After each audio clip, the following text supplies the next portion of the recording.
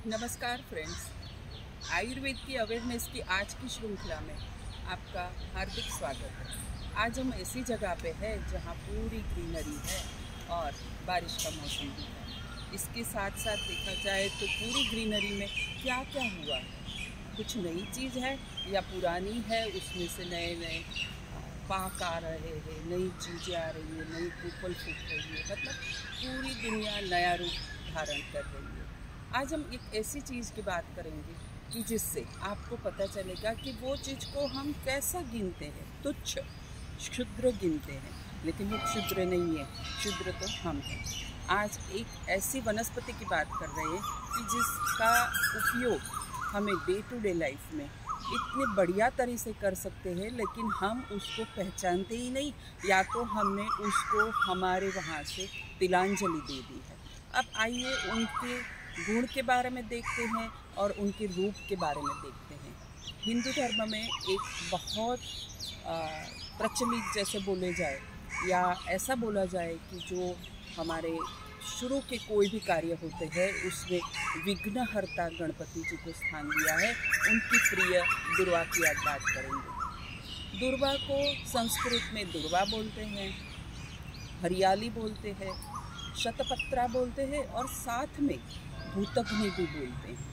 भूतग्नि इसलिए कि दुर्वा का कुछ ऐसा स्वरूप हमारे शास्त्रों में कहा गया है कि वो आपको भूत से रक्षण करती है, लेकिन मैं उसका एक साइंटिफिक रीज़न भी बाद में बताऊंगी आपको। ये दुर्वा है, आप दुर्वा को बहुत आराम से पहचान सकते हैं। इसकी 3 पंखुड़ियाँ होती है, जहाँ जहाँ पे पानी मिलता है वहाँ अपने आप फैलती और नीचे से बहुत फैलती है।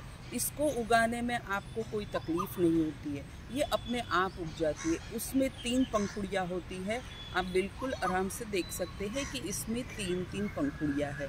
तो आप कोई भी घास हो उसके अलावा ये दुर्वा है ऐसा आराम से पहचान सकते हैं। तो ये दुर्वा को संस्कृत में जैसे दुर्वा बोलते हैं, गुजराती में धरो बोलते हैं, दाभड़ा बोलते हैं, कुश घास बोलते हैं, बरमोडा घास बोलते हैं इंग्लिश में, और सिंगडोन डाइक्लेटॉन करके एक बॉटनिकल नाम भी है, लेकिन मराठी में उसको हरियाली बोलते हैं और दुर्वा भी बोलते हैं। जैसे कुछ जगह पे सिर्फ कुश करके घास बोलते हैं, दुब घास बोलते हैं। इसके हर एक प्रदेश में अलग अलग रूप रंग है और नाम भी है। इसके वैसे देखा जाए तो 3 महत्व के कलर होते हैं। जैसे एक तो ये ग्रीन है, ये सूख जाती है या थोड़ी सी सूखती है तो उसको सफ़ेद दुर्वा बोलते हैं क्योंकि ये सफ़ेद कलर धारण कर देते हैं। और एक गंड दुर्वा है, वो एक अलग प्रकार की दुर्वा होती है, लेकिन वो भी बहुत फ़ायदेमंद होती है। आज ये जानते हैं कि दुर्वा का क्या क्या गुण हमें मिलता है। पूरे शरीर में नख शिख, मतलब नख से लेके शिख तक हमारे काम में आने वाली वनस्पति दुर्वा है। जैसे मैंने कहा कि गणपति जी को बहुत प्रिय है ये, और जासूद का फूल गणपति जी को बहुत प्रिय है। एक ऐसी अनुमान कर सकते हैं कि गणपति जी का जो सिर था वो नॉर्मल नहीं होने के बजाय सुश्रुत जी ने, मतलब भगवान ने उनको काट के उसके सर पे हाथी का सिर बिठा दिया था। उस टाइम जो भी हुआ होगा तो उसमें ये इसलिए चढ़ाते हैं कि इसमें रक्त स्तंभक गुण है। आयुर्वेद के हिसाब से देखा जाए तो ये रक्त को स्तंभन करने वाली चीज़ है। तो ये कहीं से भी रक्त स्राव होता है, बॉडी में कहीं से भी रक्त स्राव होता है तो वो रक्त कोशिकाओं को संकुचन भी कर देता है और वो रक्त जो बाहर बहता रहता है उसको बंद करता है। दूसरा एक बहुत अच्छा गुण है कि वो एनीमिया में भी प्रोटेक्शन करता है।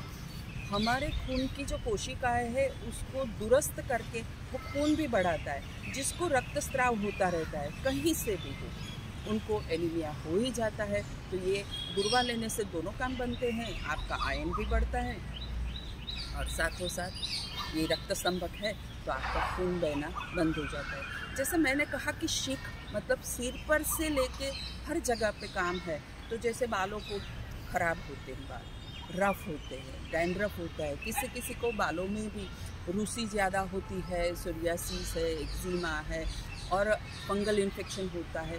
ये सबको ये दुर्वा का रस तेल में डाल के लगाना चाहिए, या फिर ऐसा करना चाहिए कि दूर्वा को पीस के थोड़ी सी इतनी सी स्ट्रैंड लेके उसको पीस के उसका जूस निकाल के तेल में मल के डाल सकते हैं और बाद में 2 घंटे के बाद धो सकते हैं। अदरवाइज़ ये सिर्फ इसका ही रस या इसकी ही पेस्ट लगा के घंटा पर रखेंगे और बाल को साफ कर देंगे। ऐसा बार बार करने से वो डैंड्रफ दूर हो जाता है, फंगस इन्फेक्शन दूर हो जाता है। दूसरा इसमें गुण है एंटी इन्फ्लेमेटरी है, तो मतलब जो जहाँ पे भी सूजन है, जहाँ पे भी कुयस्त्राव है, पीप निकलता है, तो वो परु जो होता है उसको भी दूर करता है, आजू बाजू का इन्फ्लेमेशन दूर करता है, घाव को अच्छी तरह से साफ़ करता है। इसमें विटामिन सी भी है, फॉस्फोरस भी है, कैल्शियम भी है।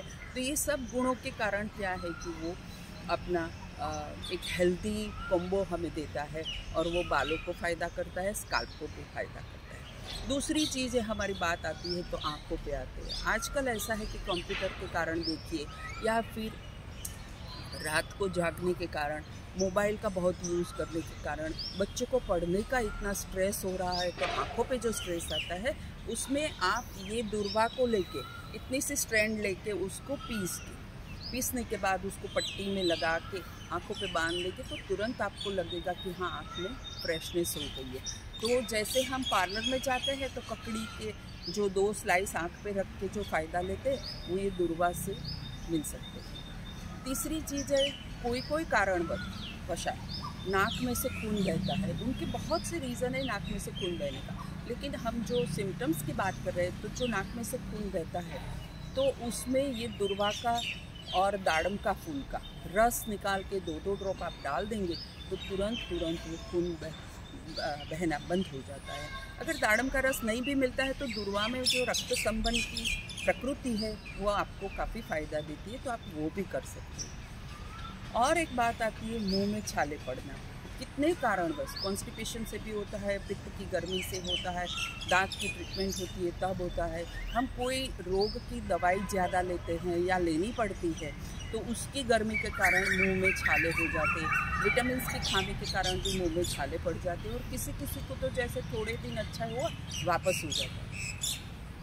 तो वो सब में भी ये दूर्वा के रस को आपको पीस देना है, उसका जूस निकालना है और उसकी गार्गलिंग अच्छी तरह से करना है। तो इसकी जो हीलिंग प्रॉपर्टी है वो आपको बहुत फ़ायदा करती है। धीरे धीरे आपके स्टोमेटाइटिस मतलब मुंह के छाले अच्छे हो जाते हैं, तालू में जो छाले हैं वो भी भर जाते हैं, और ख़ास करके कितने लोगों को खान पान बराबर नहीं होने के कारण आजकल चॉकलेट्स वगैरह का, शुगरी चीज़ों का ज़्यादा इस्तेमाल करने के कारण गम्स और दांत दोनों बहुत ख़राब दिखने को मिल रहे हैं।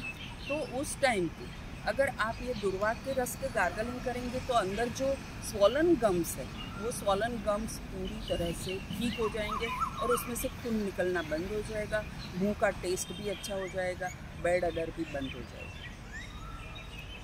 अब देखिए, ये तो हमने ये बोन के ऊपर आयुर्वेद में बोला है कि जो क्लेविकल बोन है उसके ऊपर जहाँ पे जो भी अवयव है उसमें होने वाले फ़ायदे की बात बताई।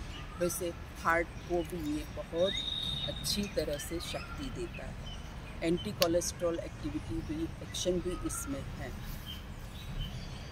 हाइपर जिसको डायबिटीज़ है और बहुत शुगर अप जा रही है तो उनको उसी टाइम आप दूर्वा का रस देना शुरू कर देंगे तो इसमें जो एक्टिविटी है, इसकी प्रॉपर्टी जो है कि वो ग्लाइसेमिक इंडेक्स को भी नीचा करती है और लो शुगर करती है। तो डायबिटीज़ के पेशेंट को उसकी शुगर लो होने के कारण दूसरे कॉम्प्लिकेशंस नहीं होते हैं और उसके साथ साथ उनकी सेहत धीरे धीरे अच्छी होने लगती है। डायबिटीज़ के कितने पेशेंट को ऐसा देखने को मिलता है, ऐसा हम देख सकते हैं उसके पेशेंट को कि कहीं ना कहीं घाव लगता है। टाइप 2 डायबिटीज़ में तो यूजुअली यही चलता है कि उनको कुछ ना कुछ कॉम्प्लिकेशंस रहते हैं, खाने में बहुत परहेज होती है और वो परहेज नहीं करते और दवाइयाँ बढ़ती जाती है। तो उस टाइम अपने डाइट में कुछ ऐसी चीज़ें रख दे कि जो उनको बेहतरीन फ़ायदा दे, रेगुलरली फ़ायदा दे और धीरे धीरे उसका जो शुगर लेवल है वो कम होए, तो उससे उसकी किडनी को,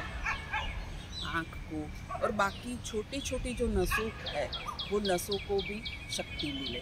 तो ये इसमें एक गुण है कि दूर्वा को आप रेगुलरली सेवन करें। एक है पाइल्स, और वो बीमारी ऐसी है कि जिसमें कॉन्स्टिपेशन भी रहता है। इसमें फाइबर, ये खुद फाइबर है, तो फाइबर की प्रचुर मात्रा के कारण वो पेट अच्छी तरह से साफ भी करता है, और जिनको डायरिया होता है उनको भी दूर्वा का रस देते हैं, तो ये स्तंभन औषधि के कारण वो डायरिया को भी कंट्रोल करता है। मतलब ड्यूअल इफेक्ट है। आप सोचिए कि ये कितनी चमत्कारिक वनस्पति है कि जिसको हम भूल ही चुके हैं। आइए हम फिर से याद करते हैं। लेकिन एक और बात है कि जैसे पाइल्स में ब्लीडिंग होती है, तो ये लेने से बहुत फ़ायदा होता है, ब्लीडिंग कम होती है।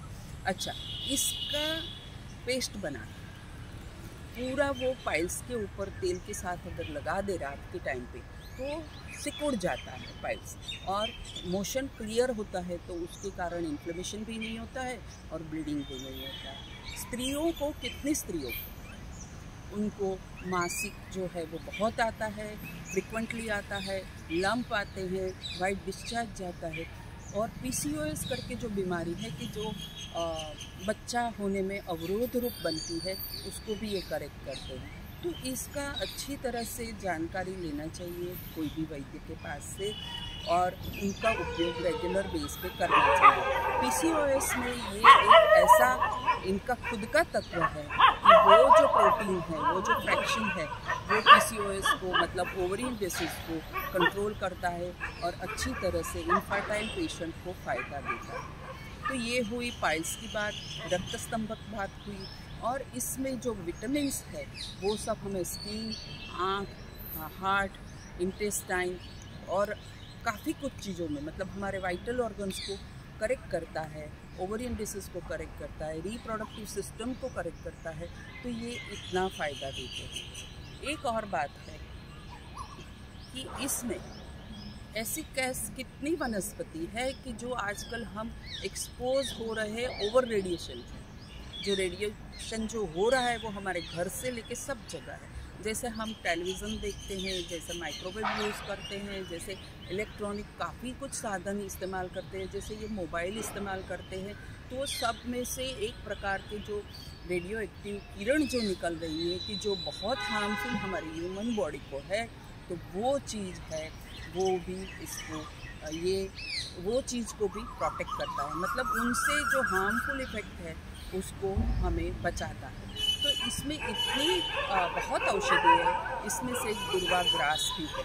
हमारे ज़माने में काफ़ी लोग, जो लोग गृहस्थ आश्रम से वानप्रस्थाश्रम की तरफ जाते हैं, उनके लिए वो लोग दर्भ का आसन का प्रयोग करते हैं। हम पूजा में बैठते हैं तो हम दर्भ के आसन के साथ बैठते हैं। मेरे ख्याल से ये साइंटिफिक बात है कि इसमें रेडियो एक्टिव जो एक्टिविटी के ऊपर जो प्रोटेक्ट करता है, तो क्या होता है कि हम वो आसन पे बैठते हैं तो वो जो रेडियो एक्टिव रेज है वो हमारे बॉडी को हार्म नहीं करता है। फ्रेंड्स, मैं आशा रखती हूँ कि आप लोग एक मनी प्लांट, जिसको आप हर बार जहाँ तहाँ बो देते, हमें पता नहीं है कि सच में मनी आता है कि नहीं है, कि ये मिथ। लेकिन ये दूर्वा बिल्कुल मिथ नहीं है, तुलसी बिल्कुल मिथ नहीं है, एलोवेरा बिल्कुल मिथ नहीं है। तो ये सब साइंटिफिक है। आज के विज्ञान ने प्रूव किया है। आयुर्वेद में तो सालों पहले 5000 साल से आयुर्वेद यही कहता रहता है, और वही नियम पे, कायदे कानून पे आयुर्वेद आज भी वहाँ पे स्थित है। तो आप एलोवेरा भी लगाइए, तुलसी भी लगाइए, और ये गमला एक छोटा सा गमले में ये डाल दीजिए।